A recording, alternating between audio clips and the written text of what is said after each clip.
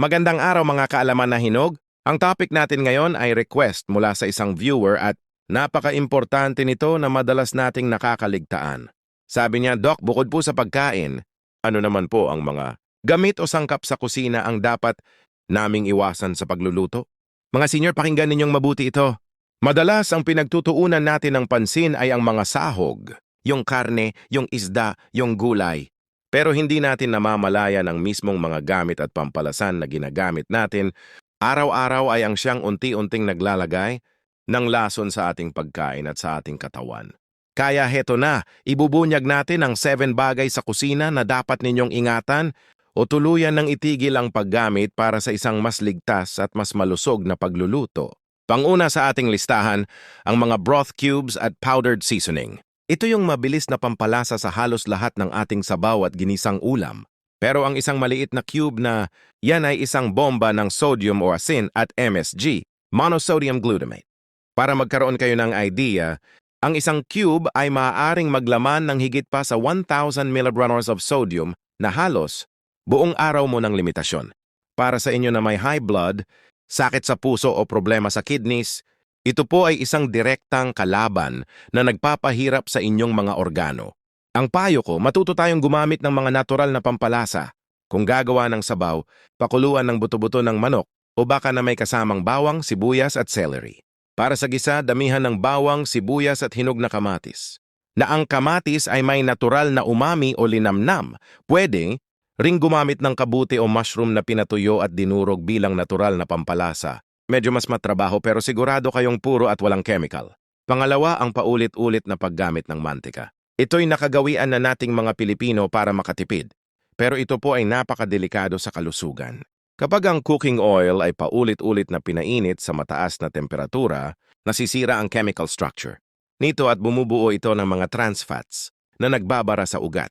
Naglalabas din ito ng mga free radicals at carcinogens or cancer-causing substances tulad ng acrole.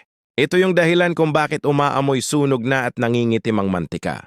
Hindi nyo namamalayan ang bawat prito ay nagdaragdag ng lason sa pagkain ninyo. Ang payo, gamitin ang mantika ng 1 o 2 beses lamang. Pagkatapos gamitin, palamigin, salain at itabi sa isang lalagyan na hindi nasisikatan ng araw. Kapag umusok na ito o nagbago na ng kulay at amoy, itapon na po ito. Ang pinaka-healthy na payo, bawasan ang pagprito. Mas piliin ang paraan ng pagluluto na steamed, paksiw, sinabawan, o inihaw. Pangatlo, ang mga lumang gasgas na non-stick na kawali.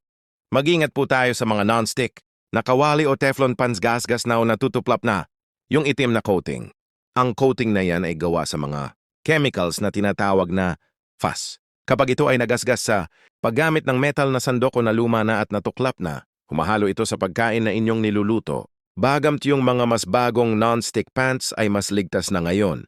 Yung mga lumang-luma nating kawali na minanapan natin ay posibleng may mas delikado pang chemical. Ang mga chemical na ito ay naiugnay sa maraming problema sa kalusugan, kabilang na ang sakit sa atay at thyroid. Ang payo ko, regular na inspeksyonin ang inyong mga non-stick pans. Kapag may malalim ng gasgas o natuklap na, oras na para itapon at palitan ito. Huwag na itong gamitin sa pagluluto. Mas safe na alternatibo ang mga kawali na gawa sa stainless steel, ceramic o cast iron o funda. Baka naman po bilang maliit na tulong na rin po ninyo, kahit like lang po dito sa video at subscribe, okay na po yun. Maraming salamat po. Pang-apat sa ating listahan, ang sobrang paggamit ng toyo at patis. Ito ay parte na ng ating panlasa. Ngunit isipin nyo ito ha, ang isang kutsara lang ng toyo ay maaring maglaman na ng 900 mg of sodium habang ang patis ay maaaring umabot pa ng 400 mg. Halos buwing araw mo ng limitasyon sa isang kutsara lang. Kaya yung adobo ninyo, bistik o kahit yung sinagang ninyo ng malakas sa toyo o patis, napakataas na po niyang sa alat. Ang payo, bawasan ng dami. Imbes na isang takal na toyo, subukan na kalahati lang. Dagdagan na lang ang lasa gamit ang suka, kalamansi, bawang, sibunas, paminta at luya. Para sa mga may high blood, meron na ring nabibiling low-sodium soy sauce sa mga malalaking grocery. Mas mahal ng konti pero mas maganda para sa inyong kalusugan.